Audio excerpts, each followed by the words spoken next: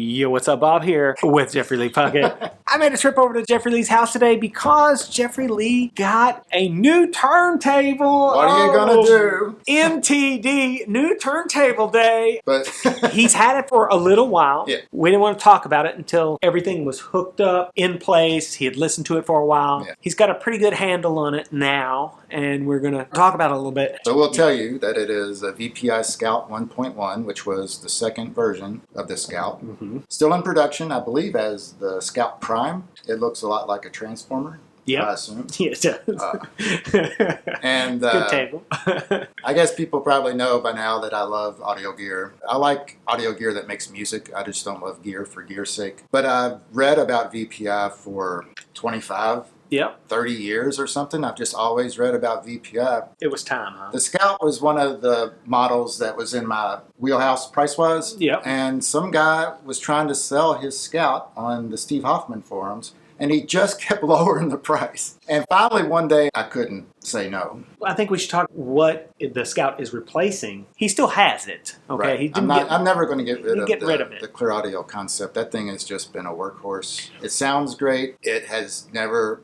one time it failed me was because I failed it. I did a very bad thing, and the American distributor fixed it all free of charge. Ooh. Clear audio via musical surroundings out in California is a no-brainer if you're looking for a new table yourself. But you also have a couple Roxon tables, though, too, right? Yeah, my first nice turntable was a Roxon Radius. But the Scout 1.1, it's just, I had to do it. I had to see what it was all about. And I'm happy to say that the VPI sound is a great sound. Well, I was wondering about that. Do you think it's like super noticeable? It was immediately noticeable to me, Yeah. but I've listened to that clear audio for close to a decade, almost full time, almost never out of the system. I can tell you this right now. I got here today, had Jeffrey Lee put some tunes on for me. The separation comparatively to the last time I heard your rig is quite dramatic. That was the biggest difference. Yeah. Tonally, I don't think it's super different. They're both kind of what I like to call friendly. They're both friendly sounding. They're not going to make you go, oh, I need to turn down this or turn up that. They're just right. There was much more separation and detail. Detail, yeah. And the bass was where I first noticed it, because I played my ultimate reference track, which is My Foolish Heart, Bill Evans, and I was hearing things in Scott LaFaro's first bass solo that I hadn't really noticed before. It wasn't like the sun coming up. It was obvious. Obvious is what you want when you drop another grand on a piece of equipment. Right. You want an obvious improvement. And Sure. I got it. Now, I think that we do have to talk about the thing that freaked me out the most about the table. Okay. Believe me, it freaked me out. The VPI table has a special tone arm. It's like one of those things that you see in like a something to do store. I don't know if you guys have that, but it's like a little thing that just twirls, That's what this tone arm's over here doing. It has a unipivot tone arm.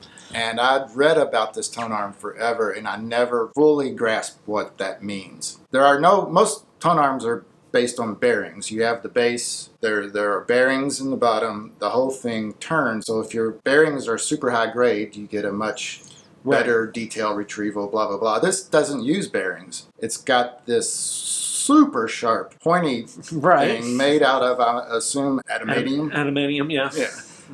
So it's made out of Wolverine's claw. The tone arm just sits on it, just pivots. It's freaky. It's a unipivot, and it's super loosey-goosey. Go to put a record on, and the tone arm starts going like this. After 2 months, I still go, what the? Yeah. Every single time. It's obvious that there's a reason. There's something going on with it. Yeah, for sure. It definitely makes a difference, I would say. Some people can't get over it. VPI famously had to start offering a bearing-based tone arm for the Scout because people were just, I can't do this, I can't handle it. Well, I also noticed that the turntable is incredibly heavy. Yes, it's around 40 pounds. It's a very thick MDF plinth with a layer of steel inside. Platter is 5.8 kilograms, 11, 12 pounds. Yeah, platter, something like mean, that. just I think that's where you're getting your detail and separation from. Probably. Maybe, and the tone, I think the tone arm, there's just something so wild about that. There's almost no friction, so the stylus is absolutely free to do what it's supposed to do, which is to pull information out of the group. There's nothing to get in its way. Yeah. And that was my experience with this thing. So the motor is also separate. Separate from the plinth. Yeah, which the Clear Audio had an integrated motor, right? So quieter, would you say? I'd say a little. The Clear Audio is sort of famously quiet. Okay. I would say, I'm not sure. I wouldn't be surprised. The Clear Audio is sort of very well known for isolating its motors. I mean, even some of their $5,000-$6,000 tables have integrated motors. Right. They know what they're doing at Clear Audio. Unfortunately, in this day and age, there's not a lot of places you can go into and hear something like the VPI. Correct. At this point, if you want to truly know what the difference is between these things, you just have to buy it. You have to buy it, get it in your room, and A/B those items and see what's going on. So if I buy something on spec, I tend to buy something that I know other people would want to buy. If I decide I just don't like it, I can at least sell it and not lose any money. You don't realize it has these like sharp cone-shaped feet because generally they show it kind of a top view. Build quality was way more obvious when I took it out of the box. Yeah, I was kind of surprised at how great it looks. Well, it looks pretty plain Jane when you see it in photos and stuff, and then when you see it in real life, you're like, "Oh, that's pretty fancy." Yeah. So it's like, I have a little bit of turntable envy, a little bit. It's also easy to set up because I like to change cartridges a lot. That's for fun. I get bored with the cartridge, put another one on. With this one, I just pop the tone arm off. And I can sit on the couch watching TV, and I get the cartridge started. I get it in there, and you don't have to sit there and fiddle and do all this and work in this tiny space. This is how insane I am. I'm like over here like thinking like, well, you got to keep it like near the turntable, right? Like you can't like just take it far away from the turntable. No, you can put it in your back pocket and walk out the house. God. I'm thinking like, no, don't get it too far away from the table, man. Like, hey, there's a little strand of very thin wires that connect it to the electronics. So you do have to unplug it. So you just pop it off and then carry it over to your workstation or whatever, and you get the cartridge mostly tightened up in there. And it's so much easier. And because it's unipivot, it also has this unique way of adjusting azimuth. Azimuth is when the cartridge is not quite parallel to the platter or to the record.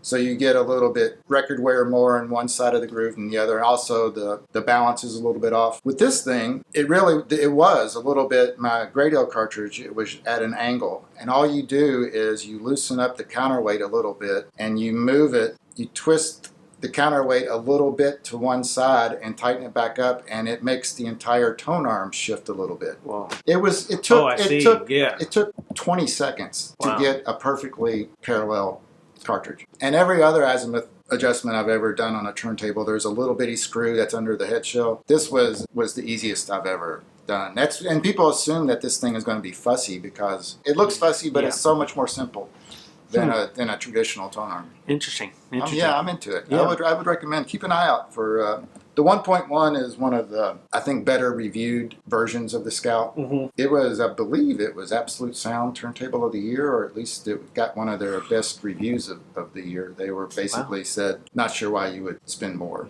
Interesting. Okay. But yeah, I have to agree with that. Well, that's it. Thank you to that fella on the Steve Hoffman forums who sold me this beautiful machine. Well, Jeffrey Lee, thanks for sharing it with us today. Sure. And please like, subscribe, tell a friend, leave some comments down below. Until we meet again, folks. That's right. Bob out. Jeffrey Lee out.